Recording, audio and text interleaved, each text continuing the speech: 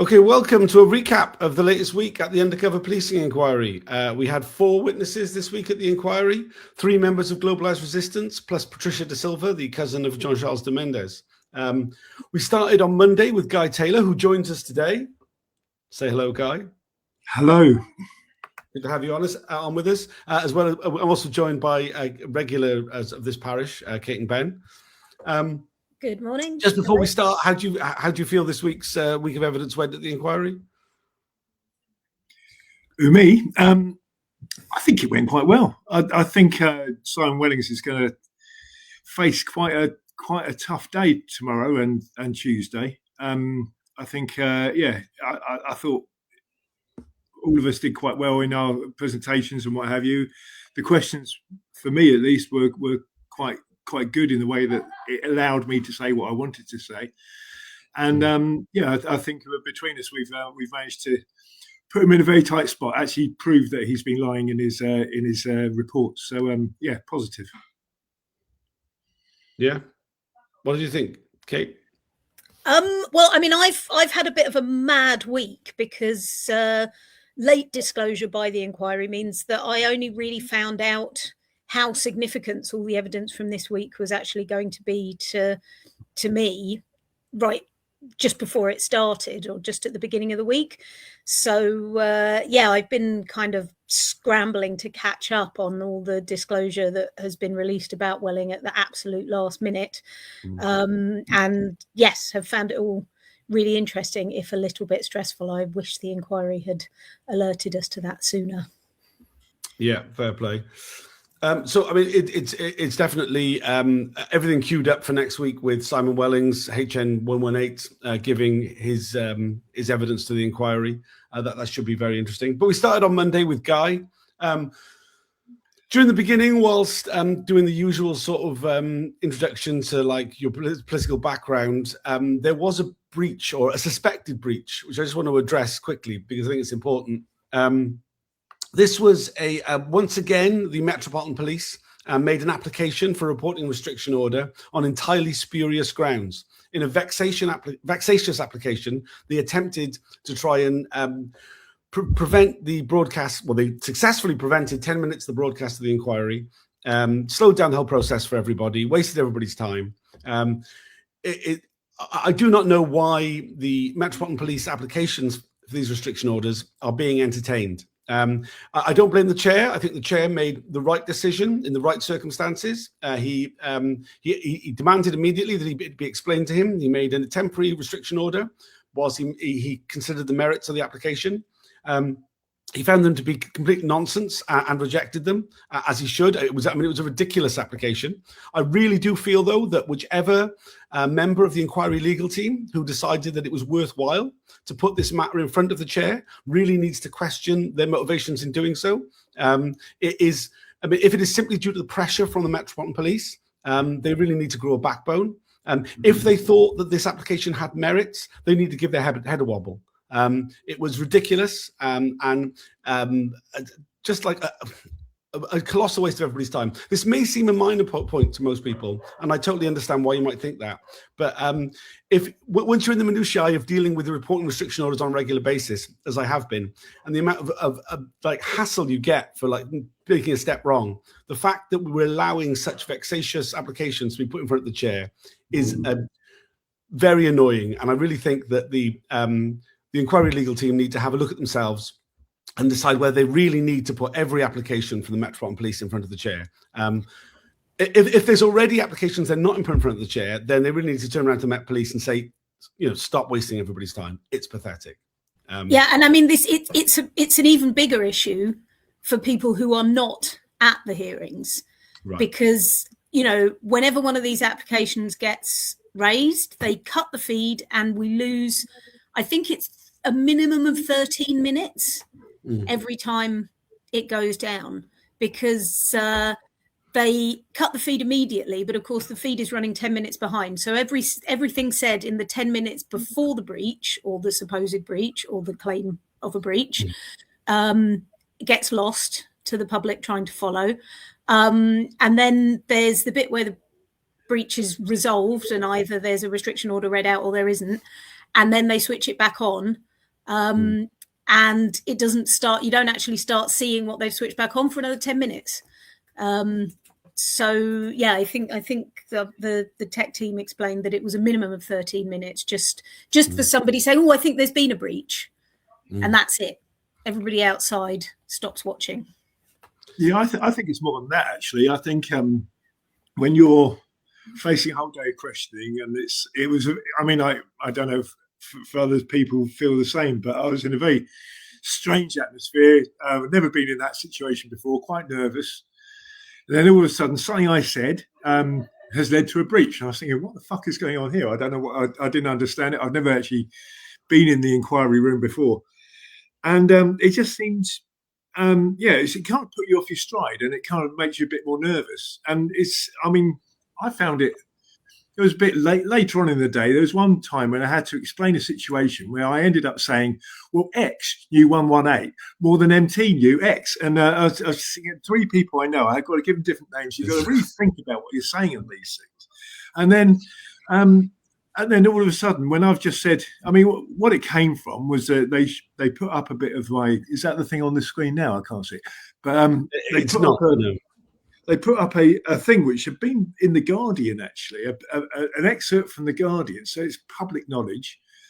And it was a George Monbiot article where he'd actually repeated something. And at the end of the article, he said, this conference is being organised. You can get a ticket from this number. And he put my mobile number in the Guardian, which made for a busy day for me, to be honest with you. But it was just, I just said, under that privacy thing is my phone number.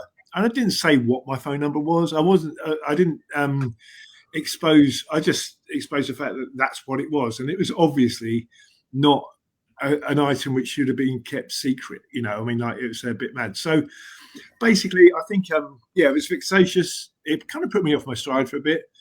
Hopefully I got back in it quite soon. But I think they were just trying to unsettle it, and their whole history and this whole inquiry is slowing things down, holding it up, and making things awkward, isn't it? Yeah, absolutely. And well, I've just noticed we've just been joined by Noel Douglas, the other witness from the beginning of the week. We're just recapping. We just recapped what we kind of thought of the week overall. I just want to quickly get your thoughts before we press on. How do you feel it all went? I was pleased. I think me and Guy kind of did okay. I think with our questions and that. I think there's a lot of the thing I've noticed about the questioning, and I've seen it with others as well. There's a lot of red baiting, isn't there, in the questions? And there's sort of central themes all the time. There's a theme of aren't we secretly violent? That's kind of the underlying premise to a lot of the questioning.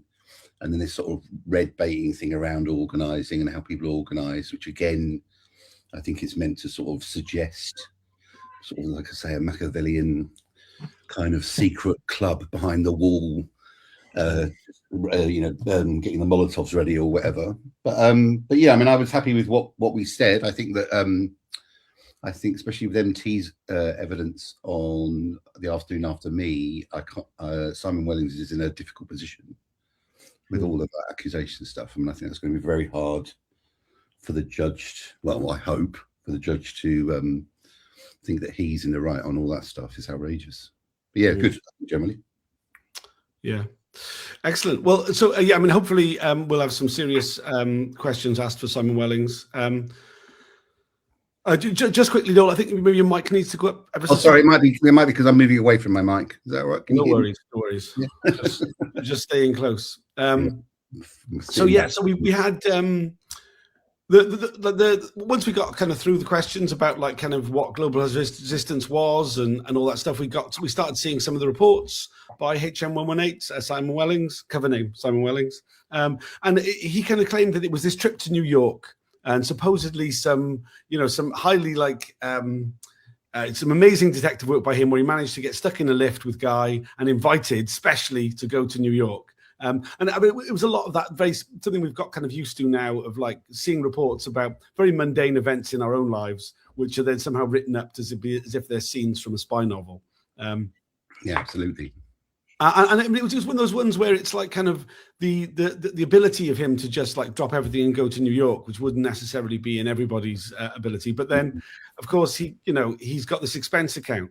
An expense account that ends up having more than one use. I've just got a clip here for one of the other things he got on his expense account.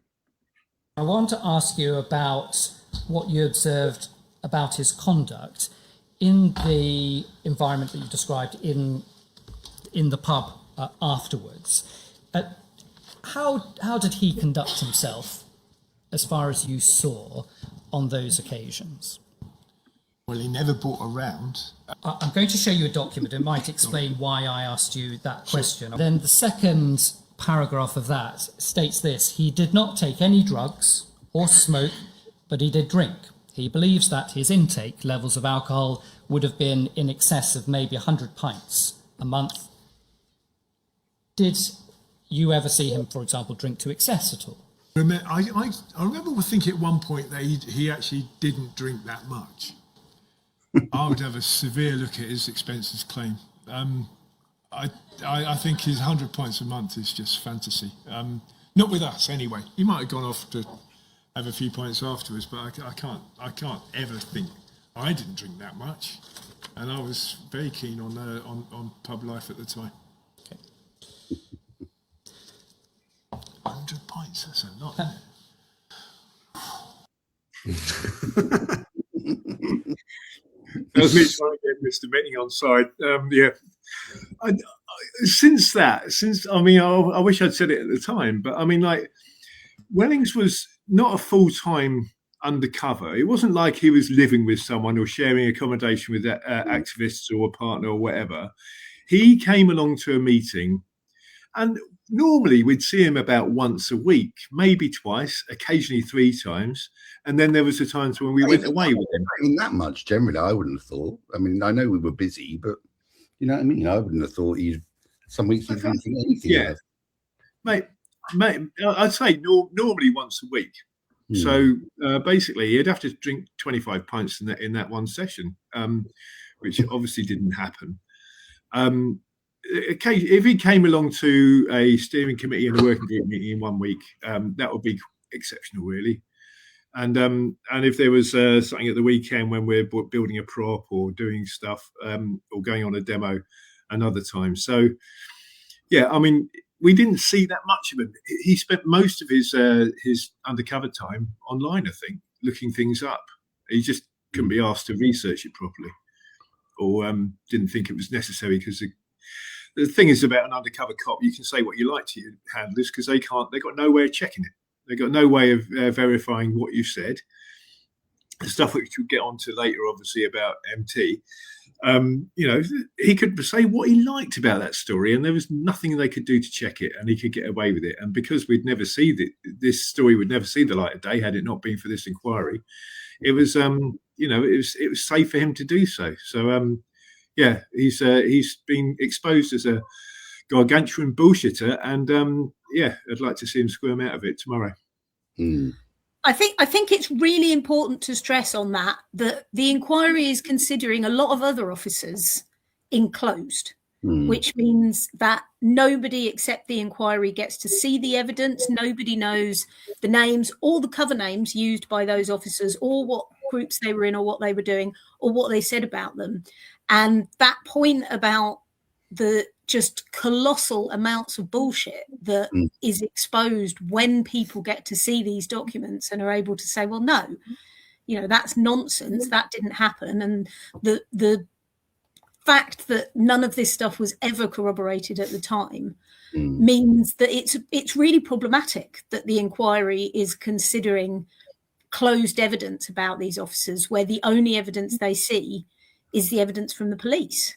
Because imagine if that stuff about MT, which we'll get onto in a second, had been viewed by the inquiry and closed. I mean, they would have had no reason to question any of it. Yeah, absolutely. It'd be interesting to do, and I don't know how possible this would be, to look at people's witness statements and see, I was given 40 documents of disclosure, and I identified, 20%, 30%, 40%, whatever it is, of the reports about me to have been inaccurate.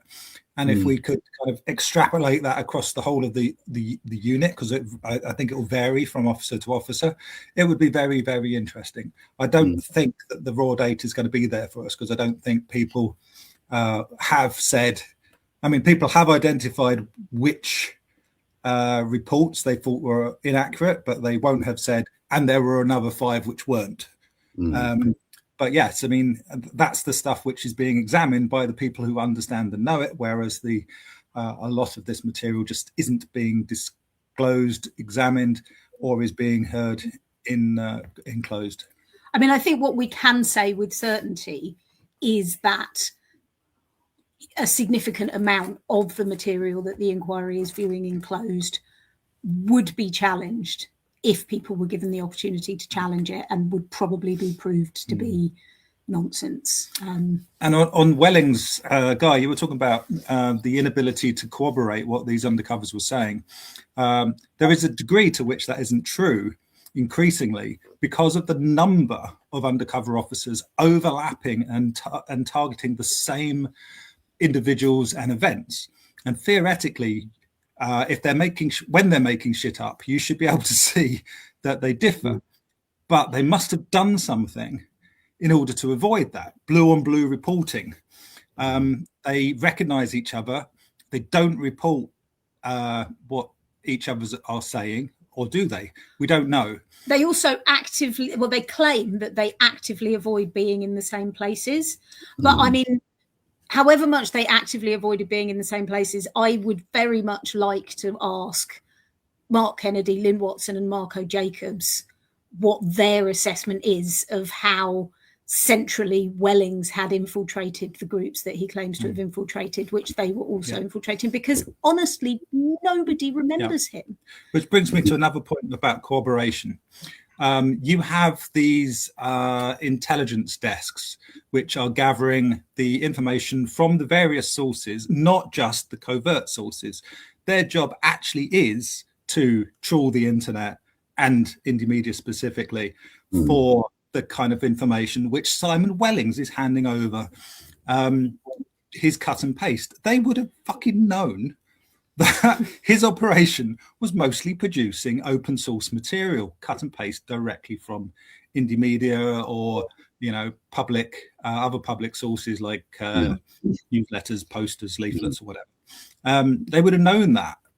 And they would have known that he was a colossal waste of money. I mean, but then I think that's. I'm sorry to cut in, Catherine. No, go on. Yeah, but that's also, I think, why you get this inverse thing of him, the exaggeration, don't you? Because I think there's that, and it goes back to what you were saying about the fact of some people not being able to challenge reports from Spycops that have spied on them, because this guy had all the stuff about his sex life and whatever, and then there's that little bit where he tries to say this kind of crazy drug addict and stuff, and that's just, to me, that's just him thinking, oh, I can imagine him at home almost in the evening, maybe on his beer, thinking, oh, I'll say that. You know what I mean? And that's what's outrageous about it, isn't it? Because obviously, especially with MT, that kind of goes to the point where that guy's life had been really messed up by those kind of reports that he knew nothing about. You know what I mean? And it's just that we've only found out through obviously the process of the inquiry that those sorts of things were being made up about us. Maybe we should tell people what the MT incident is, because we keep referring to it, and it is the most shocking thing in Wellings' deployment. Yeah, I was just going to quickly pick up on the first thing you started talking about, and I just looked up a thing for. I mean, it was this line from Don Ramble to Guy that there was somehow that there's this point about Simon Wellings' deployment being unremarkable, and the fact that he didn't do anything inappropriate, he didn't have any sexual relationships, and that the reporting was like factual enough that it was therefore there shouldn't be a concern. Which is a line we've heard again and again. I mean, you kind of spoke to it already, but I just wanted to sort of highlight that. Yeah, certainly. So MT. I mean, should we talk about the MT stuff? I don't know. Is there a clip about it, Ben? I don't believe so. No. MT was, of course, audio only to protect his privacy. I don't believe there's anything. But I mean, from the questioning of Guy, I mean. No, I don't think so. Do you want to explain it? No. Yeah, I can. Okay, so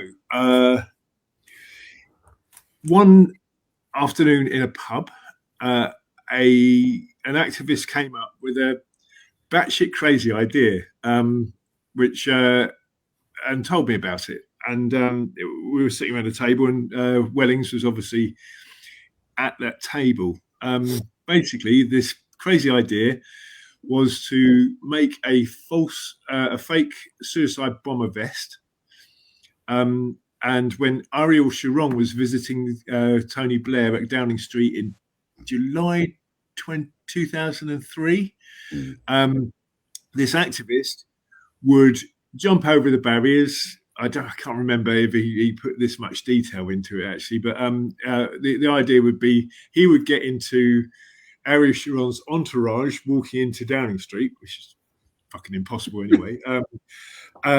Take off his jacket, expose this suicide bomber's jacket, and wait for all the world's photographers to take pictures of him.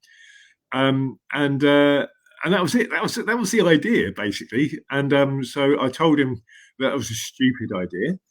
And basically, I think Noel was there as well, and there was a few other people around. And we told him it was stupid. He'd probably get shot.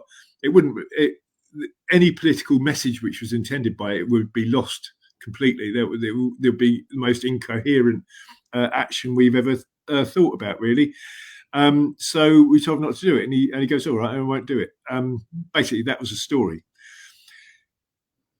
Wellings reports this and transposes the person that came up with this idea, who was at the time a white bloke in his 40s,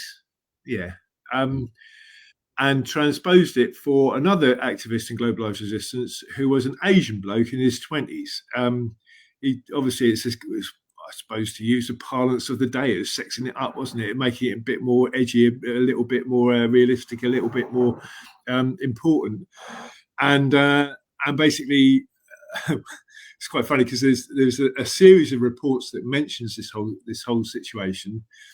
Throughout the reports, it kind of builds up Wellings's role in dissuading this activist from doing so, and then when it gets to much later reports, it dreams up the fact that the idea that there was actually a suicide bomber's vest created, and that he retrieved it and bravely destroyed it. So that's the thing. I mean, and now the Asian person who's described as Middle Eastern by Wellings in his reports, nice bit of racial profiling there. Basically, didn't know about that, and it was repeated in. I think it was repeated in an earlier part of the inquiry, and that's how he knew about it. Just in the last two years or so. So that's the bones of it. Yeah, it shows the value of doing a vanity Google. So, the rates have always worried about that being, do a vanity Google. You never know what might be being talked about you at a public inquiry.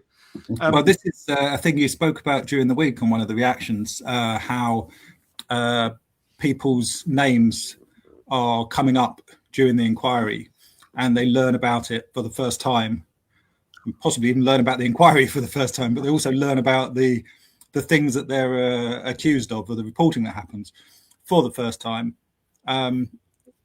without having been contacted necessarily by the inquiry, and certainly without having been a core participant in the inquiry. Now, the accusations made against MT are not so dissimilar in seriousness to the accusations that I found had been made against me by Jim Boyling when I got disclosure, and it was like completely news for me, and I'm a core participant. MT had no idea even that he was in the reporting until somebody had told him that his name's in there, right? I mean, I think there's three different aspects to this that are all problematic. The first is that these undercover cops were reporting stupid conversations that happened in a pub as though they were serious intelligence. And this is something that we see over and over again. So even if that conversation had been accurately reported, if it had been treated with the seriousness with which it was treated by the undercover police. It's just a colossal waste of money. Mm. You know, it was a stupid conversation in a pub that went nowhere. Except that 4 years later, the STS is still filing reports on it, and actually filing reports on it under the heading value for money. Yeah. Which I find, you know, deeply ironic. And then the second part of this, which is where it starts to get really nasty, is the fact that presumably knowing that this was a fairly stupid piece of intelligence, Simon Wellings decides to, instead of making it an action by a middle-aged white guy involved in street theatre, as far as I can make out, he says it's a young Arab man involved in Palestinian solidarity and kind of Middle Eastern issues, which he claims he's visited Gaza and Nablus City. That, you know, all sorts of. There's lots of extra details in there. Yeah, there's extra details added over, and over the years, this reporting carries on, saying that this guy has visited the occupied territories, which is a lie. But I mean, I think we need to be really clear. Saying that this guy was Middle Eastern is a lie. Yeah. You know, everything that was said about him was a lie, and it was put in there in order to make this sound like a serious incident. And the racism inherent in that, you know, the fact that they felt they needed to take it from being a white guy to being a brown guy, and then lie about where the brown guy was from in order to make this sound more serious than it was. I mean, it's just, it's deeply disturbing on a lot of levels. And this is one of those things that, you know, was going to go unchallenged. Yeah. Yeah. You know, and there was This would be one of the things that Mitting would tell us. If only you had heard the things I've heard. Right, exactly. And I think that it's that phrase as well, not just from Mitting on this single occasion, but also from the state in general. Whenever we get these briefings from politicians or the police telling us that there are large numbers of Muslims desperate to do us all harm, notwithstanding the fact that we obviously have had Islamic inspired terrorism in the past and whatever, but the scale and the scope of it is because there's a huge number of bullshit fucking stories that bullshit intelligence officers have fucking exaggerated and kept on file, that people can go like, oh well, I mean, you know, there was one plan even to blow up Ariel Sharon, because let's not like forget the fact that it was a fake bomb vest. I'm sure, like, we don't see all the reports. We don't know where all these things end up. I do not believe that this story like kept the word fake dummy at the start of it for the entirety of the ways it went up the chain. I'm sure that somewhere this was a plot to blow up the Prime Minister of Israel that was foiled by a brave undercover officer. Yeah, absolutely. And then you look at the, you know, like with, you know, it's what they've done with Palestine Action, isn't it? It implied that there's all this Iranian influence in that, and that's the same sort of thing that's going on right now, isn't it? In terms of, it shows you how that, like you saying, Tom, that's probably based on, if that's based on anything, that also could be based on absolute nonsense that some of the spies or that are around now are saying or whatever. But I think also for MT, it's just really, you know, it's the thing that they pointed out to him, that this had been, you know, noted with Special Branch. So he had all that time without knowing. I think Guy raised this point, you know, this mark on his record essentially, where that could have affected, like with the blacklisting, you know, if he'd have gone for certain jobs, certainly if he'd have gone for any job with the government or whatever, you know, that probably would have come up, wouldn't it? You know, I mean, as a thing. And like you say, it was the fact it also circled this sort of life after the initial lie. Let's say it kept being referred to as a thing, you know what I mean, that kind of actually had happened. I mean, aside from the fact that didn't it create also, what was it? I'm kind of forgetting what it was, but it did create a kind of further a round of things, didn't it, from the accusation? You probably remember it better than me. So I believe they opened a registry file on MT, and you know, the potential implications of this, you know, if you get this thing where people are described as known to the police, and you can be known to the police because you reported a crime. You don't. It doesn't have. It just means that when they run a background search, something comes up. But you know, whatever interactions this guy has with the police from now on, if they run a background check, this comes up. And you know, I mean, we don't even know what kind of implications it may or may not have had for Interesting that you're getting in and out of countries and all sorts. And Yeah, I mean, we did hear from MT this week. He gave evidence on Wednesday afternoon. At his own request, his session was not broadcast. We weren't able to see any video of him. There'll be no video kept. I believe the audio isn't kept in these circumstances either. So it's only the transcript that will remain as part of the inquiry.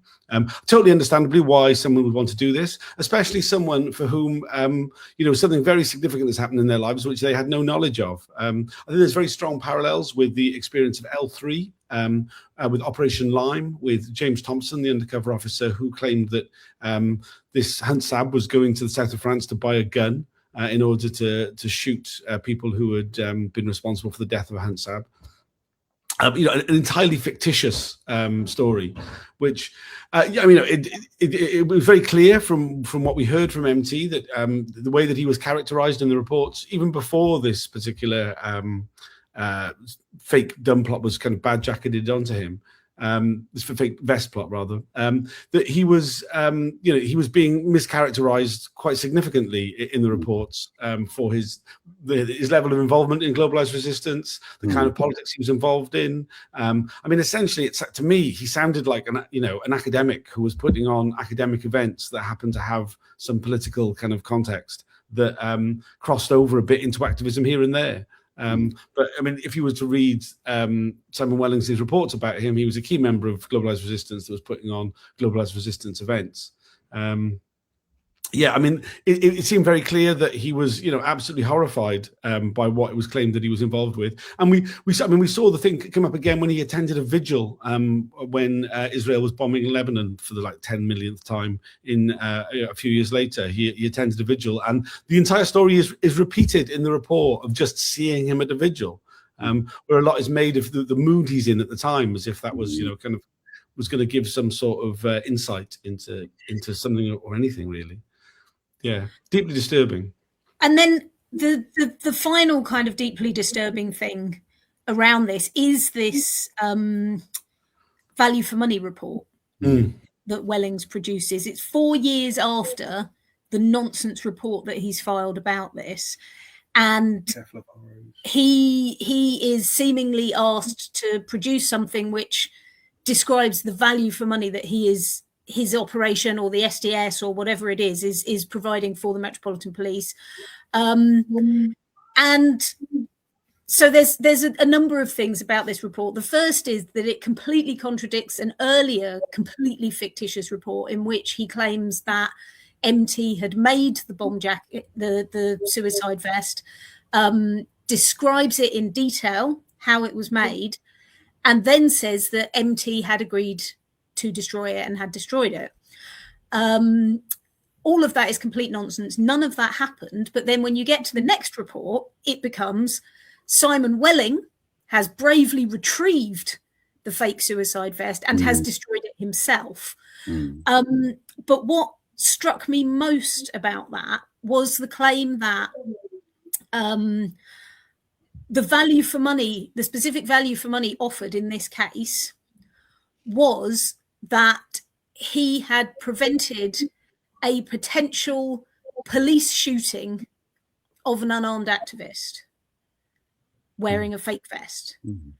And that would have resulted in serious paperwork for the Metropolitan Police. I think he specifically mentions the paperwork. And inconvenience for senior officers and bad PR for the Metropolitan Police. And so the whole value for money of this incident is basically him preventing the police shooting a non-violent activist dead in the middle of a theatre stunt, and the bad publicity and inconvenience that would have entailed for the police. And he compares it deeply distastefully to the shooting of Jean Charles De Menezes at Stockwell Tube Station in 2005. I think we can agree that this man is a total and utter wanker. Yeah, I mean, it's just disgusting. I think also on that, Kate, the irony of it is that because of this reporting and probably, as Tom says, kind of like future confusion between a fake vest and an actual suicide bomber's vest, wherever they're. They beefed up the security around Ariel Sharon, so it actually cost the Metropolitan Police money. Yeah. It was exactly the opposite of what they claimed. So yeah, another farcical thing from the SDS. What more could you want on a Sunday morning? And another example of the consequences of this report was actually, so we heard on Thursday from Patricia Da Silva, who is the cousin of Jean Charles De Menezes, and counsel to the inquiry put a series of questions to Patricia Da Silva about this action and about this suicide vest. And it was really disturbing to listen to because, of course, she had, and her campaign had absolutely nothing whatsoever to do with this. And it was completely fictitious anyway. The only link to her campaign was this spurious link that Wellings had drawn. No, actually, there's more. There's another link. In both cases, the police lie about the existence of a vest, of explosive vest. They lied about Jean Charles De Menezes having a bulky jacket with wires poking out of it, which is very reminiscent of Simon Wellings' lies. So yes, there are parallels to be drawn, and they're not. They have nothing to do with the activists. They are all about the police and being liars. Yeah. Understandably, though, Patricia didn't really understand the question and thought they were referring to an actual attempted suicide attack, which she wanted to distance her family campaign from. Understandably, but there was a lot. I had a lot of frustrations about the questioning of Patricia on Thursday. I think that was pretty bad, and it was very clear quite often that she didn't understand the question through interpretation or her own English, and the answer that was that came was an answer that wasn't an answer to the question asked, and the counsel to the inquiry did nothing to try to correct or explain. If there had been any value in the question in the first place, they should have gone back and explained it to get an actual useful answer, and they never did. I felt that that whole process was kind of a show of listening, a show of having that witness, rather than a serious attempt to get anything useful from the day. It was just like going through the process, going through the performance of having her give evidence. Just one thing, I had to work on that day, on where was it, Thursday or Wednesday? I can't remember. Anyway, I had to work, missed it. But was there any reporting by Wellings about the Jean Charles De Menezes campaign? Yes, there was. Yeah, and not only was campaign. Not only was there reporting, but there was also 3 different officers. So Simon Wellings, 4 in fact. 4. Yeah, but only three were brought up during the questioning. There was a 4th who's a restricted officer. Yeah. No, because I saw 4, but then I could only find 3. But that makes sense. So one of them is redacted. But they all had authorizations which specifically said that their deployment would enable them to assess the potential for the Jean Charles De Menezes campaign to be hijacked, or whatever the wording was. But so just to say, those 3 officers, well, there's the one unnamed officer who we haven't been given the cipher for, and then it's Carlos Araki, who gave evidence week before last rather. Simon Wellings, who will be giving evidence next week, and then Robert Hastings, a cover named Robert Harrison, who will be giving evidence week after next. I think it's Harrison's reports that show the closest sort of connection to the family attending their events, and weirdly posting online in his on Urban 75 forum about his opinions about the killing, which I think the opinions he gives on that would align with reality. Yet, we see his reports that he's kind of fully behind the fiction of it all. I think the key thing about the fact that it appears in the authorizations is it very clearly demonstrates that when the Metropolitan Police wrote to the De Menezes family and said, spying on your family was collateral intrusion, that was a straight up barefaced lie, because the family campaign was actually named in the authorization for 4 different undercover officers. And I think that's a really, really big deal, actually. I mean, this claim that they've made over and over again around all of the justice campaigns that they were spying on, that it was collateral intrusion, is, you know, it's insulting and clearly untrue. But this is like actual paper evidence that they were specifically authorizing officers to go undercover because their deployments would give them proximity to the Jean Charles De Menezes campaign.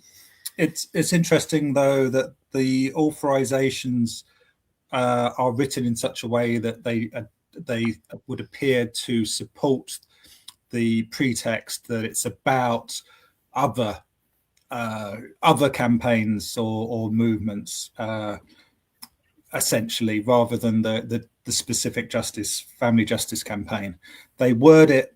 They don't say this is to protect the reputation of the Met, obviously, because that would be really, really bad. They find something else to say, and what they say helps to reinforce their claims now that they weren't specifically targeting the campaign. They were targeting those who might latch onto it. That isn't really borne out in the reports that are being generated on it. And I think we see the same with some of the other family justice campaigns that have already given evidence. But yes, it does suggest that they know that they are scum when they are writing the authorizations. Given we're talking about Patricia Da Silva, I'll just play a little clip from when she gave evidence on Thursday. Feel when you found out that the campaign had been spied upon? Bom, quando eu descobri, Can you up the volume? eu fiquei surpresa e eu me perguntei o porquê, né, que eu e minha família estávamos sendo espionados e a nossa campanha. We consider the report, it said the Operation Hearn officers told us that our family were never targeted. Do you agree with that statement? Não. Operation Hearn had identified that the SDS had retained material relating to 17 families and campaigns.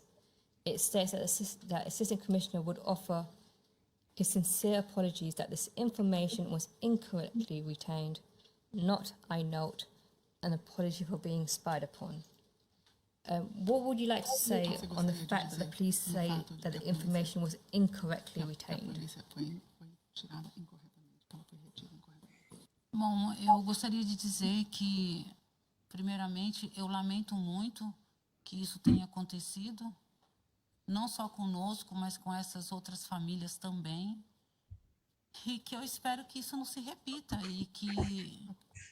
So having been told that the SS officers did not directly target your campaign, how did that make you feel? Sorry? Are you finished? Eu me sinto confusa, porque, de certa forma, eu entendo que a nossa campanha foi espionada e eu me sinto como campanha também. And knowing that there has been police spying on your campaign, how did it impact your everyday life? Saber que... I'm just going to pause it there because I don't think it's going to really work for the audio version of this, which is kind of the reason we do these recordings. But I think it's just, there's a constant request of like, how do you make you feel? Which it's just, aside from sounding like a tabloid journalist looking for a headline, is a really frustrating sort of waste of everybody's time for someone to be go down to the inquiry to be asked to expand on the written statement they've given in order to give further context and understanding, and just to be asked, well, how did that make you feel? How did that make you feel? I think Patricia did a perfectly good job at the inquiry with the questions that she presented with, but they were very frustrating line of questioning. Yes, sorry about that video. You're supposed to be able to hear the translator, not Patricia, in this particular video. There's a couple of versions online with subtitles, one all in Portuguese and one all in English, which attempts to kind of center Patricia's voice rather than the interpreter. But yes, the audio on that is wrong. So we're only hearing Patricia.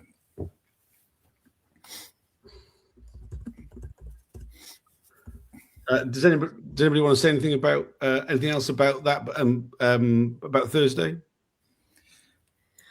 I mean, I think, as you say, it was quite a frustrating day in terms of what was being said and how the kind of questions that were being asked. But I think that the story of what happened to Jean Charles De Menezes and the campaign that Patricia Da Silva led for justice is, I mean, it's one of the most awful chapters in the history of the London Metropolitan Police, and that is saying quite a lot. You know, they shot him 9 times, and then they just told lie after lie, and the speed and the skill with which they got those lies out there into the media. And one of the things that we heard from Patricia was about how the family were taken to a hotel. Well, first of all, the family were called into the police station. They weren't informed for like 27 hours, I think, after he'd been shot. The family weren't informed. They were eventually called into a police station believing that he was under arrest. And they were told, once they were inside the police station, they were informed that he had been shot. They were then taken to a hotel and Patricia described how they were manipulated by the family liaison officers. And we've heard this from other witnesses like Doreen Lawrence as well, about how the family liaison officers are actually in there getting close to the family and protecting the interests. Yeah, these are not like victim liaison in the sense that, you know, trying to support the victims or the family or keep the family informed about what's going on. Very much kind of the snake in the trying to figure out what's best for the Met Police. So they've isolated them, kept them away from the media. And one thing that struck me is, like, what would have happened if they had succeeded? The story would have never come out. Jean Charles would have always been a terror suspect who was quite rightly put down by the state. The shoot to kill policy would have been made to look like it was a sensible and legitimate thing. But I mean, it's also a question of how many times have the Met Police done something like that and got away with it? How many times has their cover-up worked? How many times have they taken some family aside and convinced them that for their own good or for the good of the reputation of their lost one or whatever, that they should not tell the story, not speak to the media? And the public never hears what the police have really done. I really recommend, if anybody isn't familiar with the story of the murder of Jean Charles De Menezes, please look it up. I mean, there's a great deal of information online. There's a very good article on the Inquest website that kind of covers a lot of the detail of it. I mean, when we talk about the lies, I mean, it wasn't just lies about what happened that day. The police lied extensively about the background and the character of Jean Charles, claiming that he'd been responsible for a rape, that he had drugs in his system, all sorts of like completely made up things. I mean, they even photoshopped the photo fit of the person they thought he was and the person he was to make him look more like it. I mean, this wasn't just like kind of confused intelligence. This was a very deliberate set of lies, and we know that that they knew they were lying for 24 hours at least. The last 24 hours of the lies, they knew they were lying, and they were briefed to continue lying to the media and continue. And it's not just public appearances, but also leaked stories to the press that they were using. Like stuff about the immigration state. There was lots of details. I think Patricia was very good. It was very powerful when she said the thing that really hurt, beyond the murder of her beloved family member, was the lies, the constant lies about it that the police spread throughout the media, which continue to hurt to this day.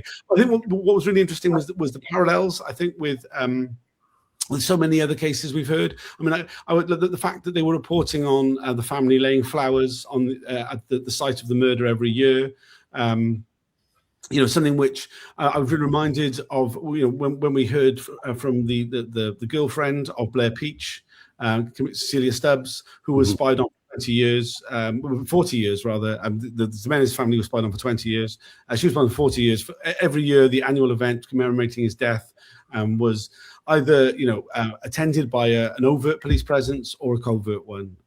You know, never to know peace. Family never to know. So, you know, you can look at other. I mean, I was involved with the case with Harry Stanley in Hackney, where similar thing. He got shot by the police on the way back from the pub, and it was like the family were treated exactly the same way. He was left dead on the street, and I think some of his family members actually went past him, not knowing he was dead, and it took him a day to tell them. And again, all sorts of.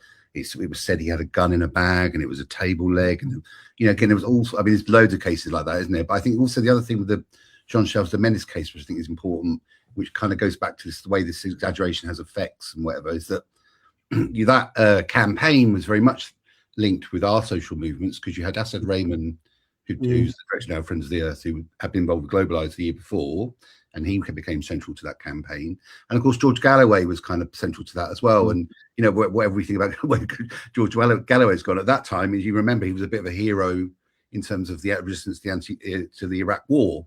And if you think about the fact that I think a lot of this stuff helped contribute to this kind of I mean, as we know, there were, as Tommy, you were saying, obviously there were the 7/7 attacks, but those are results of obviously what was going on in Iraq. And like these lies around Jean Charles De Menezes helped to increase that kind of war on terror atmosphere, which we then, of course, really directly experienced with the G8 in Scotland, both at the G8 in terms of the madness of all the Chinooks and the bloody militarized police that we were sort of confronted with. And then, of course, with the 7/7 attacks happening as we tried to return to London, I can remember us coming back on the train, and obviously there was a debate about whether we were going to get back into London at all. But we did, and we got back into London about in the early evening with the sort of with lots of chaos going on, obviously because of the attacks earlier in the day. And when we got off the train, I don't know if it happened with the descent, but with Globalise's train, when we got off the train, we had to walk through a cordon of riot police that were just waiting for us, like in a massive line to get out of the station, in a complete like intimidation, like, and also obviously with the justification, or with the suggestion that we are terrorists as well, you know what I mean, that we are part of this problem, you know. So I think that also has those links there that I think are you know, the way that those lies about Jean Charles De Menezes just added to the sort of the atmosphere of the war on terror and the sense of danger, which then justifies the state repression. Yeah, absolutely. It was interesting as well that some of the reports that we saw, the ones from Carlo Soracchi, he claimed that the Socialist Party were in touch with the family campaign, like within 24 hours of the murder taking place, that they were in touch with the family in London, but also in Brazil. You know, things which were totally untrue. People from the Socialist Party said no, that wasn't the case. Patricia said no, that they never had any contact with the Socialist Party. And I mean, just another way that like kind of undercover officers went, oh, that'll look good. That'll look good in my report. Nobody will know. I can just slip that in and you know, increase my suitability as an undercover officer. Yeah. And I mean, what that shows above all is that undercover officers were aware that the Jean Charles De Menezes campaign was a priority for the police, and the authorising officers who were putting in those applications were aware that this was a priority for the police. I mean, on your question about dissent and the G8, what I really remember about that is that you know, while Lynn Watson was, you know, deeply infiltrating groups like the First Aiders and the Clowns at the G8 summit, she was actually living very nearby the 7/7 bombers in Leeds. Yes, in terms of Met policing priorities, value for money.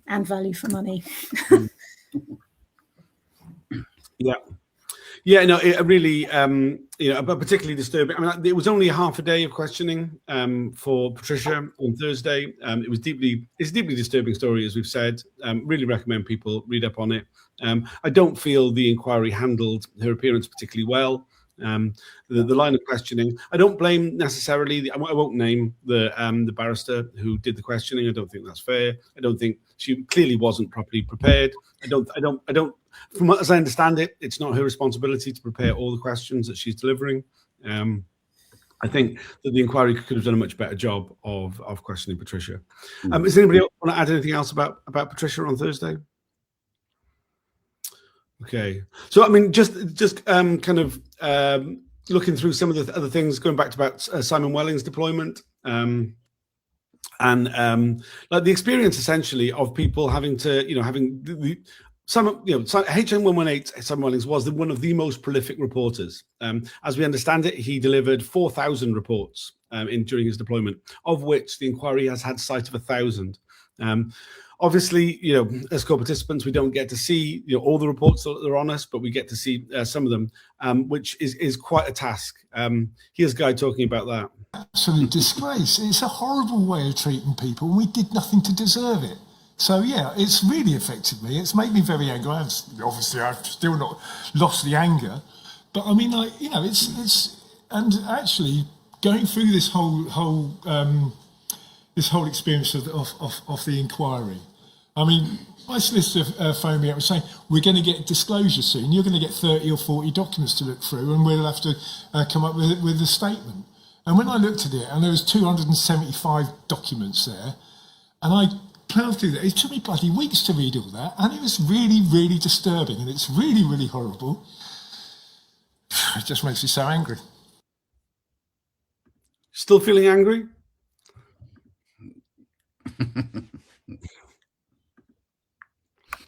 Sorry, I had a cup of tea delivery, so I had to mute. Yeah, I really am. I think, it has been, this whole experience, it's been like having an extra job. Reading through all that stuff. That included 100 pages of Simon Wellings' own statement to the inquiry and what have you, and then getting more towards the end. I don't understand how, when we're talking about the MT story and this mythical vest, I only got the one of the how great value for money the SDS is. I only got that a week before appearing at the inquiry, and that was written and obviously available since 2007, I think it was. So I don't know. It's a bit weird how I don't know what they've decided to release and what they haven't, because there's obviously, if it's 4,000, which I quite believe, what are they holding back? That's one thing, and the basically it's quite disturbing. I mean, some of the things I had on personal life and stuff, and it was just so. It was like he was trying to get a job at Hello Magazine or something to try and get all the interesting bits about your relationships and all that stuff, and it was really intrusive and really quite over the top, really. So the thing I also thought, when you're in the inquiry and like you're being done or asked questions or whatever, and it's supposed to be the same for everyone, you see little bits of what you've been sent as they're scrolling through the thing. And even though I'm not mentioned in it, so therefore that's why I didn't get it in my tranche of documents. You see, there's all these other things that are being said that in a sense are relevant because you were part of this, or do you know what I mean? There's just so much stuff, isn't there? It's just unbelievable. And another thing is the redactions. When they were reporting stuff on, say, with reference to the Globalise Resistance Steering Committee and what have you, some of the people who were not core participants or MPs or whatever were redacted, and some weren't. In fact, on Monday there was two people in the public gallery who were both members of the GR Steering Committee. One was redacted and one wasn't, and we couldn't work out why. We asked for everyone when we submitted my statement, we said anyone who's not an MP, a union leader, or a core participant redact. And they've just been a bit arbitrary about it. And there's other times when we saw when I think when Noel was giving evidence, our American friend who has been reported was a US citizen who we met in New York, who came across a few times to see us and what have you. She was an activist out.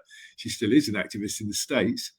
Her name was being redacted, but then it just a page before the one they were looking for flashed up on screen, and there was her name. And it's just a bit, I don't know. It's really inconsistent, and it's quite dangerous in some circumstances. I think not to get that right. So I mean, they need to raise their game on that. I think the really key example is MT, whose name was published in Tranche 2, and that is how they found out that they had any involvement in this inquiry at all. And then going forwards, it was discovered that there were all these really quite shocking allegations made and elaborated on over years. And the inquiry did grant anonymity. But actually, at their first assessment, they didn't even bother to contact MT. They just published his name. And this is something that I think anybody who was anywhere near any of these movements that are coming up needs to be aware. And I think So that's ISM, International Solidarity Movement, Globalise Resistance, State of Emergency, Dissent. Borders. These were some of the groups targeted by Rob Harrison, Hastings, Simon Wellings. And yes, there's, from what it appears, if your name comes up in a Google search suggesting that you have a public profile, the inquiry may well have left your name in the reporting unredacted, and it will be published like that. So if that concerns you, you should get in touch with the inquiry, because nobody can tell you if they've seen your name, only the inquiry. Yeah. So the idea is targeting GR is ridiculous. I mean, he never stepped. The only thing he did about GR was after some demo, a demo at Aldermaston Weapons Establishment, getting arrested and happening to be locked up in a cell with me for an afternoon. That was all he did with GR. He had no other contact with us at all. Targeting my arse. And I mean, this is the thing as well. I mean, one of the issues with the way that the inquiry has been handling disclosure is they only give you documents that mention you by name. Which they can identify as being you. Yes. So, for example, if you have a nickname, or if the officer doesn't know your surname for a while, the chances are you won't get that in report, even though it has your name on it. I have examples of getting late disclosure because, like many people in activism, I was known by my first name and with a prefix or a suffix of the projects that I was known to be involved in. Nobody knew my surname, apart from the police. It's in the reports, because they, obviously found out who I really was. But as far as in meetings, I'm just Ben, or Ben from whatever project or campaign you happen to know me from. And that's true of a lot of people. So for the inquiry to accurately give you disclosure that names you is really, really hard. And a lot of CPs wrote to the inquiry and said, this is my name. I was known by this, this, and this. I was involved in this group, and this group. These are the groups that I think I need disclosure about. Between this year and this year, I lived here and I was involved in this group or this event. Please give me the disclosure for that. And that's not what they're doing. Well, up until now, that's not what they've done. We're very much hoping that will change going forwards, because what it has meant particularly in the case of Simon Wellings, is that the last 2.5 years of Simon Wellings' deployment, and I think it's worth you guys explaining what happened in August 2004. Yeah. But after August 2004, Simon Wellings' entire deployment appears to have been targeted against dissent and against the anarchists, the autonomists, whatever, who were mobilizing around the G8 summit. But nobody from those movements was asked to give evidence. Hardly anybody from those movements, although a lot of us are core participants, hardly anybody got any disclosure, because he didn't necessarily mention the right people by name. I mean, he does mention people by name, but not necessarily the ones that are core participants. So people just didn't see that material, and there was no evidence. I mean, we submitted a witness statement. We had 3 days to prepare that witness statement, between when we got the disclosure and getting it in time for it to be relevant to questioning of the officer. I mean, it's been an absolute nightmare. Yeah, you talk about a second job there, Guy. It's a full-time job for some people. Just to make a link to the next video I want to play, just so we can get through these videos. Yeah, I mean, like it should, if people are concerned about the way that they're going to be characterized at the inquiry, I mean, like, it's not just your name might be given, but the fact that you'll be linked to stuff that maybe you really don't want to be linked to. And we see this a lot. There's a lot of questioning at the inquiry around violence. Here's some of the questions that were put to Noel on Wednesday morning. Has suggested that there is a tendency within the documents that he's seen for HM118 to confuse direct action with violent action. Mm-hmm. From the documents that you yourself have considered, would you agree with that summary? Yes, I think all the way through his document, I think he tries to use direct action as a code for violence, or tries to imply that we're the most up for it, and that kind of thing, or we agree to fight with the police. And as far as you're concerned, there's a very distinct, there's a clear distinction between those two concepts. Absolutely, because non-violent civil disobedience is not. It's non-violent, and so, as I say, we're not naive. That can then bring the forces of state down upon you because they don't want you blocking a road or wherever it might be, right?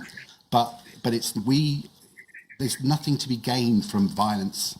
We're protesting against a violent system that the people who head it up start wars. We are trying to do something different and create a world that's at peace. And so there's no sense in which direct action, in terms of how we mean it, has anything to do with violence, But I will say that we would defend other activists if they were attacked. We would defend people's right to protest and defend, if they were attacked by the police, we would absolutely defend people and be public in our defence of that. There's another video. Their right to take direct action and so if I've understood sorry to speak over you, if I've understood your evidence correctly, Globalise Resistance didn't plan to use violence as part of its work. No, because that would be... Sorry, go on. To the best of your knowledge, were members of Globalise Resistance ever violent when taking part in demonstrations? No, never. Did you ever see HN118 involved in violence when with Globalise Resistance? No, but I don't know if we're going to get onto this. I mean, obviously I make a couple of claims about we will acting as agent provocateur. Yeah, okay. No, and also it's clear that if we were on a demonstration and someone that we knew did some kind of violent act, we would obviously talk to that, but we would not. That would not be something that we would accept, because the problem is that from my perspective, and I think from the group's perspective, the problem with that is that then brings. That actually undermines moves because it brings more violence down on you. If you go down that route. Yes. And as I say, I want to involve them. I'm a Democrat. I'm not trying to make change through murdering people. Good to know that you're not trying to murder people. No. Not yet. Anyway. Sorry, no. Cut that out of the stream. There's certain people that I think deserve it, but I still wouldn't do it. Fair. I mean, in terms of that thing, I mean, like this is like a common thing we see at the inquiry of, I mean, and I think you only got asked it like 3 or 4 times, which actually is quite good going. We've seen some witnesses have to like defend their opinions on violence, non-violence for 7, 8, I think 12 was the record number of times for one for one witness. It can be a very frustrating process. Well, yeah, especially because also in Guy's thing, you've got those weird, slightly contradictory reports from, when we were talking about the outing of Simon Wellings, where, the police say that there's no record of violence from Globalise Resistance and they don't consider us a violent organisation. And then in the next couple of paragraphs after that, it was, but should we smash the organisation anyway? You know what I mean? Should we keep Simon in some way or get some to smash the group, which is kind of, again, it's sort of, well, that's a very violent thing to want to try and do to us, isn't it? I mean, it also highlights this role of the undercover police as disruptors of groups, which is something. If we go back to like Tranche 1, Tranche 2, we were like undercover police will repeatedly say no. There was definitely no suggestion that we would ever get ourselves into positions of power within groups, or try to direct or undermine groups at all. During this tranche, I mean, that has just gone completely the other way. We've heard from Jim Boyling how he would shape the decision makings made by Reclaim the Streets. We've heard from numerous. From what I understand from the evidence you've given, that Simon Wellings' role on the steering committee wasn't particularly influential. But the fact that he got on the steering committee in the first place, that would be a cause for concern. Only a few short phases of the inquiry ago. But he's kind of we've got to this point now where it's very obvious that the undercover officers were disrupting, undermining, directing the way in which political organizations were going, and that is a change. It's certainly not meant to be any part of their remit. I mean, I think it's interesting as well that document that you talk about, despite the fact that he's reported over and over again, like the potential for violence or confusing direct action with violence, when it actually comes to it in their risk assessment, they appear to be totally aware that there is no risk of violence. So to some extent, they know that these intelligence reports are hyperbole. They're not actually setting any store by these intelligence reports, because when it matters, they say, well, yeah, this group's never been involved in violence and we know that there's no risk to the officer. And they didn't even pull him out. Which we should talk about. We said earlier we would talk about how that, the beginning of his operation and the change, why that happened. So Guy or Doug, do you want to talk about the events leading up to the phone call? Yeah, I'm going to have to shoot in a minute, actually. So I'll give a quick summary of how he got found out. So January 2004, I get a phone call from an activist in South London saying, "Guy, you got to listen to this phone call. This phone message I've got." And I said, "Well, play it to me." And she goes, "I can't. It's on 1471 or 1571 or whatever the answering service was at the time." Cut a long story short, a friend went round and he recorded it for me and sent me an MP3 of this message. And it was, I don't know, have we got it? It's a bit boring to listen to be honest with you, and a lot of it's unclear. But in the clear bits, it's obvious that it's someone looking through photographs of protesters, identifying them, quite often saying they're something to do with Globalise Resistance, but also other groups and other political leanings and what have you. And I listened to it umpteen times. I play it to everyone coming into the office. I don't know if I played it to Wellings himself, but he heard that we had this message, this recording, and so I was just doing my head trying to work out who it was, but I didn't do it very methodically, and I didn't do it as wisely as I wish I had. But anyway, so we had that situation. On the police side, Wellings realised that we had this recording of it. He said this to his superiors, to his handlers, and they change everything on their side. They have a risk assessment, which people just alluded to, and then decide to keep him in because we haven't found him out yet. But if confronted, they were withdrawing immediately. That was their initial decision. And And from that point on, every time he was at a meeting of Globalise Resistance, there would be a carload or a van load of cops outside ready to run in and save the day if we started slapping him about for being a copper. Although we wouldn't do that because they did a risk assessment and decided that we weren't violent. So all the contradictions coming out again.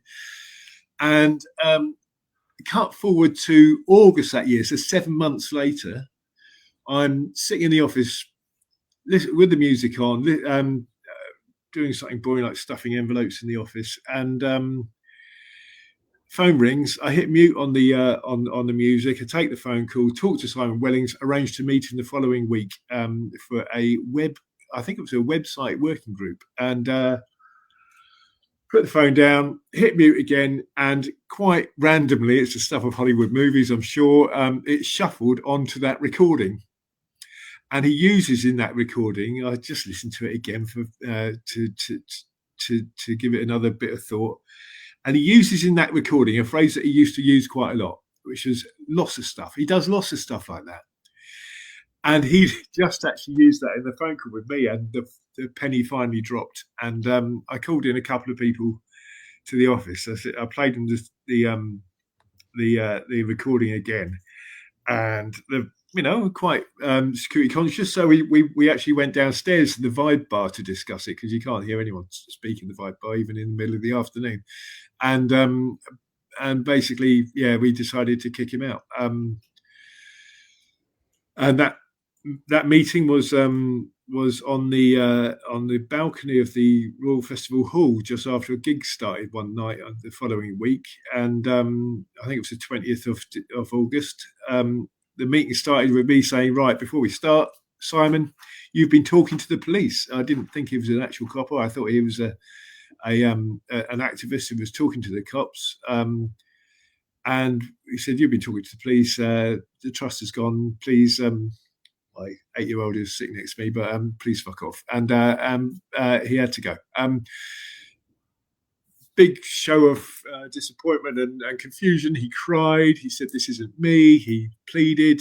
He sent me an email the following in the following days saying, "I would never talk to the filth," and basically pleaded his innocence. But we offed him. We didn't know. We didn't have any. I only got confirmation he was a copper when I got accepted as a core participant onto the inquiry. Which was a lot later, 12 years later, I think it was. So basically, we didn't know. We had no confirmation, but that's how he got thrown out. And I thought he'd gone. I thought that was it, And it turns out he went off to dissent in a very half-assed way. Really, I think he basically retired to his flat and spent most of the time online dreaming up things to say about people. But that was the story. I'm really sorry, I'm gonna have to go because family stuff. So I'll be there on Monday. I'll be there late actually, because I've got something to do in the morning which I can't avoid. I'll give someone a WhatsApp and you can let me in. But thanks for that, Tom. Thanks for all the work you do. It's fantastic. And hopefully people are liking and subscribing and all that stuff. And until tomorrow. Thanks, guys. Just on that, 55 people are watching, 6 have liked. Please like, share, subscribe. Makes a huge difference when you see these videos. But cheers. I just want to say I hadn't actually heard that detail that Guy just said about how they had a van load of cops outside all the meetings that he attended after that. And that strikes me, I mean, first of all, on the value for money thing, that strikes me as a massive additional cost that they must have been paying in order to keep his deployment going. But it also strikes me that would actually provide a very clear record of how often he was physically spending time each week with people from Globalise Resistance. And that is something that the inquiry ought to be following up, in the sense that if he's, he was claiming 100 hours of overtime a month. That's way. That's 1 hour for each pint. Precisely. And there's no way that he would have been with us for 100 hours a month. No. I mean, that's true. Well, that's on top of his normal working hours. Wow. So Yeah. that's then even more overtime. so. It's worth going back a bit. I think it was it Jason Bishop, one of the yes, it was Jason Bishop, who had to supposedly change his cover employment to something that would give him more free time to be involved in his target group. The reality of the vast majority of groups is, you know, maybe you have one meeting a week. If that, in that time. And you know, most activism doesn't require your full-time participation in one particular group. Meetings are, most people have jobs. Meetings are usually at times when people with jobs can attend a meeting. Most actions are at week or demonstrations or whatever at weekends because people have jobs. And I think, you know, these undercover cops basically had to invent and create a whole increased hours of activist activity in order to justify their massive expenses claims, their massive overtime claims. They had to be attending social events, and those social events had to actually be important discussions in the guise of a social meeting. I'm not sure that they did, because that 100 hours overtime was a flat rate that was given to SDS officers. So I don't think there was actually any requirement to justify it. But what we do... The claim from undercover officers is that the expenses were never enough, that the overtime was limited, that they did not receive enough expenses to cover what was required in order to live in their undercover deployments. So they would automatically, in the maximum amount, as because they would always have to add to it, supposedly. I mean, obviously, which is stunning, given that JSA was enough for a lot of people to survive in the same environment. Like so many things they say, it's obviously not true, but that is the line. Yeah. I mean, it's funny. I mean, it's funny with the finding out of him, because it is proper Keystone Cops sort of thing, isn't it? So, but it's also kind of, it is like a spy movie. It's so crazy. And then it was interesting that someone had found a picture of him, or we presume a picture of him in the Dissent era, because that was the other thing for us, was, you know, despite his claims on the thing, I never saw him again, as I say, but I can see now why, because obviously he, like, as if he was a member of the A team, he changed his costume, and the picture that we found, that we presume is him, with a heavy beard, dark sunglasses, and a black baseball cap. I mean, it actually is a kind of cliche of what an undercover cop would actually look like. Standing out like a sore thumb in a make poverty history. Everyone in the middle of a sunny day. But I mean, look at it from his perspective. He's been outed by what I shall call the authoritarian left, and the police have decided that the police have decided that, you know, he's safe to be put back in. I think it's 4 months before the European Social Forum. They want to cover that. They don't feel there's that Globalise Resistance have actually identified him as a cop, just as an informer, and that they haven't, you know, kneecapped him or anything. So he's safe. So they redeploy him into the non-hierarchical left, and into like the autonomous ESF, beyond ESF, and nobody sees him. I mean, that's not entirely true. Lots of people did see him. He did a whole bunch of meetings. He like, essentially what it appears he did. I mean, I can't talk about it too much because it's still not been disclosed. But he attended large meetings. There were various road shows that were put on by Dissent. It appeared that he went to like every night of those, but generally just sort of turned up, picked up the local leaflets, smiled and nodded in the background, didn't really get to know people, and continued on his way like that. I do have one memory of him, which I've mentioned before. I won't repeat it because I'm very aware of the time, and we will be finishing in the next couple of minutes. But I mean, I think it's definitely a strong change of tactic.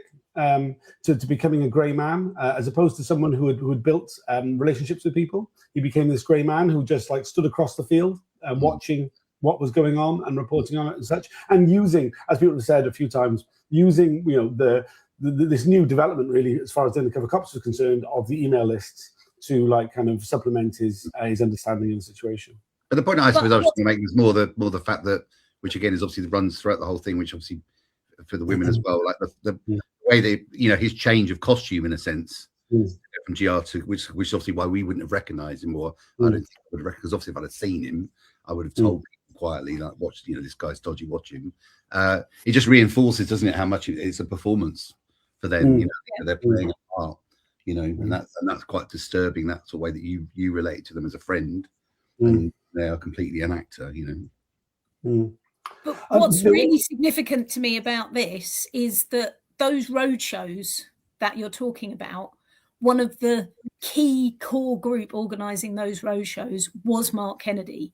And for basically from August 2004 on, for however much Wellings was a grey man, he was a grey man standing across the field watching Mark Kennedy sleep his way around the libertarian G8 mobilisation movement, not to put too fine a point on it. So, yes, I mean, he was a grey man there watching me when I was Mark Kennedy's girlfriend. He was a grey man at the Festival of Dissent in Scotland when Mark Kennedy was getting very, very close to his girlfriend at the time, Lisa. And he was a grey man right the way through to 2007, alongside officers like Kennedy and like Marco Jacobs, who were all having relationships. And so, I don't know. There's some very pointed questions need to be asked of this man. So we hope those questions will be asked next week. He'll be giving evidence on Monday and Tuesday. One of the witnesses who was due to give evidence this week on Tuesday, Chris Nyam, from Globalise Resistance, also Stop the War Coalition, where he's still very much involved and embroiled in a very current legal issue about the some of the Palestine mobilizations, wasn't able to attend on Tuesday. He will be supposedly coming next Thursday to complete his evidence, which is after Simon Wellings, which is somewhat annoying. Well, after Simon Wellings, HM118, gives his evidence, on Wednesday will be in from Maya, who was deceived into an intimate sexual relationship by Robert Hastings, cover name Robert Harrison, HN18. Also, before he gives evidence, we'll be hearing from Emily Apple, who was also spied on by Robert Hastings, but more significantly by Jason Bishop. It's kind of a bit frustrating that her evidence is being heard sort of out of order with that. I know there was a lot of questions she had for some Jason Bishop that weren't put to him at the time. We'll also be hearing from Atif Chowdhury, who was someone who Robert Harrison spied on. So that there's a lot more to come. And we're just going to play a little clip I've got here of Noel talking about the way in which he was spied on and some parallels with an East German policing unit. Now this is a list of telephone subscriber checks, and we can see the various columns. HN118 is the requesting officer. 060302 is the day that was made. Now is a report by HN118, which includes details of your mobile number. And we can see in this document that we have up that a subscriber check is performed. What was your reaction to learning that your mobile number had been recorded and a subscriber check undertaken? Well, this is just disturbing, isn't it? I'm not doing anything illegal. I've not committed any offence. Why is my phone being tracked, or whatever it is that's going on here? Like I say, nothing we did is secret. Everything we did was out in the open in terms of the meetings we were holding, the places we were going, whatever. So what on earth justification is there for this level of surveillance? This is like something that the Stasi would do in Eastern Germany. It's like, there's no justification for me for this at all. Yeah, I mean, it's not the first time that it's been suggested that we've got a very British Stasi with the SDS. Yeah, do you want to add anything on that? No, I mean, it is what it is, isn't it? I mean, it's appalling. Yeah. I mean, I teach students, I teach graphic students, and I did tell them what I was doing this week, because I think it's important for them to know, and you know, to kind of gives me a chance to talk about the stuff we did in that. And I have lots of students from Eastern Europe actually in my class, like Romania and countries like that, and they were quite amazed actually, because they have that idea that Britain is not like Romania, and you know, do you know what I mean, not like the dictatorships that their families grew up in. So I think that kind of emphasizes how bad it is. It's worth noting that request appears to have come from HN118 himself for the subscriber details. So that is basically all the people who phoned you and all the people who you have phoned within a given period of time. It's an attempt to build up networks of association. And I was interested to see that came from the undercover officer and not from like an unknown intelligence desk. And police forces all over the UK spend literally millions paying the mobile phone companies for that information, and it doesn't require, you know, a warrant or a judge or anything like that, like phone tapping would. They just have to cough up the money to pay the admin fee to get that information. Fortunately, most people use WhatsApp or Signal or whatever these days, and probably there's no phone calls on their on their phone at all anymore. Yeah, so I mean, we are getting as we kind of reach this juncture in the inquiry, we are getting to the end of the deployments of the SDS officers. Obviously, the National Public Order Intelligence Unit is still to come with Tranche 4, but these last two officers will be the last two to give evidence to the inquiry. We'll have managers in the summer, and here's just Guy talking about how the fitting end really of the SDS. Never a threat to public order. The police have actually said that in their risk assessments of us.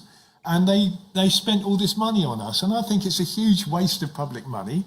It's a huge violation of our human rights, and it's ridiculous. And you know, the fact that this is one of the last deployments of the SDS is quite fitting, because this is a sorry story, which was a fitting end to the Special Demonstration Squad.